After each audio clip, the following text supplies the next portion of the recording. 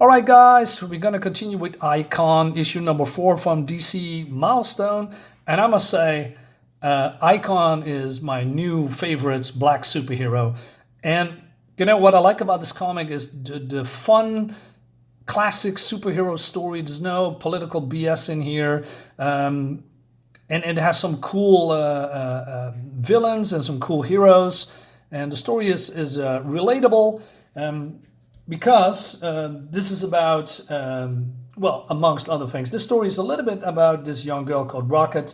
Last issue, Icon said to her that she was pregnant, and we're gonna find out what's if that's the case. So Rocket is here in action, and well, she doesn't want to believe that she's pregnant, right? So there's some robbery here in the store, and she says, my partner says I'm supposed to ask you to give up yourselves before I kick your, well, that. So what do you say? And listen, I got this force field thing, and if you shoot me, all you're going to do is give me the energy of the bullet. She smacks him in the face. No, I guess you don't. Man, what a wimpy guy. So this guy's trying to get out of here as he's following him. Better pick up the pace, brother, she says. So she's taunting him. Jumps at him, and then... I don't even need my powers to catch your slow butt. Here's the money, mister. Thank you, no problem. Call the cops for me, will you? See, I'm not pregnant. I'm not pregnant. And I believe she's just 17 years old or something. So she goes to her friend on Paris Island, and she said, I might be pregnant. What did you say, Raquel? You heard me. I thought you was a virgin. I am, once removed. Oh, please. Okay, twice, but I only liked it once. It made me chuckle hard. But then she says, I can't have no baby. I mean, I would be cool and stuff, but what about paying for take care of it? What about school? What about, you said you think you might pregnant. What about we go and find out for sure? So they go to the pharmacy, right? So she picks up this pregnancy test. So she goes to the counter, and there was no price on it. So this woman says through the microphone, price check on aisle 2, early pregnancy indicator. She says, well, it's from a friend. I don't think anybody believes me. Well, awkward. Yeah, because it was lame, she says. That made me laugh. Like I said, it's not relatable to me, but I must think if you are young and pregnant or maybe pregnant, then this is very, very awkward and not fun at all. Meanwhile, this guy's, I don't know, stealing a car, but he says that she needs to die because she saw his face, and then Aiko comes in and says, let her go, drop your weapon and get out of the car. And then he shoots Icon. Icon grabs him, pulls him through the windshield, and then shakes him real hard. I asked you to drop the gun. And then he throws him away, grabs the gun, and so the woman thanks him. She says, thank you. Not at all, miss. I'm sorry about your windshield. So, and then he wants to check on Raquel, so he flies back to work because he was a little late. Also, the very idea of her having a child, like, she's little more than a child herself. I just make sure to make time to speak with her later. I'm already tardy for my 2 o'clock. So he's going back to work, but then he thinks that this place is getting so big. I remember when Saul's father and I ran this place by ourselves with just 2 clerks. I mean, he is, I believe, 100 years old, Icon, because he's an alien, right? Now I don't know the names of half the people who work for me. I'm going to make an effort to correct that. I don't wish to appear aloof.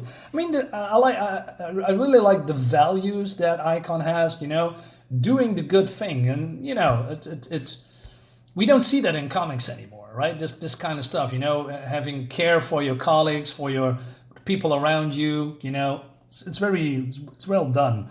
And then we see this recap. Well, not recap. This guy's in prison because there was this guy, remember him, Payback, right? And so Icon is talking to his companion. You've been watching that thing all morning, Saul. What do you think? Now, I'll defend him, but he's going to do some time. It's not what I mean. Do you think there is any merit to his conspiracy theory? What? That the city used sci-fi weapons that killed hundreds of kids and mutated the rest into monsters? Sure, sounds plausible to me. Well, something happened, and I promised that young man that I would find out the truth. All right. So he is an advocate. Is it an advocate? I'm not sure how you say that in English, but basically he is, doing some research about the whole incident. There was a big bang among several of the most powerful street gangs in the city. The 10th Avenue bridge was blown up. And since the event of that evening, a number of people with unusual abilities have appeared. Blood Syndicate. I'm not learning anything this way. So he's turning into an icon. And he goes to the Daily Bugle or the Daily Planet. I know this is not Marvel or DC, but still, this is some kind of a newspaper called the Chronicle Building. And he's making contact with Miss Chaplik. And he wants to speak with her. And basically, she says, every reporter in this town wants to interview you. But he says, I've got some questions about superpowered children, the Blood Syndicate. What did they say happened the night of the Big Bang? And she says, I don't know what you mean. Miss Chaplik, please. I did what you told me to. I haven't told anybody, I swear. And she's just breaking down. And Ika says, what's going on? So it seems that she's getting intimidated by someone, probably the Blood Syndicate, but it's a guess, right? And she said, I swear I didn't tell anybody. Please don't kill me. Once convinced I wasn't one of those mysterious they, Miss Chaplik calmed down. She still refused to tell me anything, though knowing my reputation, knowing my power. She fears her tormentors more than she fears me. Now I go to confront the source of those fears. I spoke to Josh Thompson, head of Grind, the police department gangs task force. He says, you went over your head, Icon. He explains that Grind was in on the Big Bang operation. They got pulled out. Second, but more importantly, you don't want to mess with the Blood Syndicate.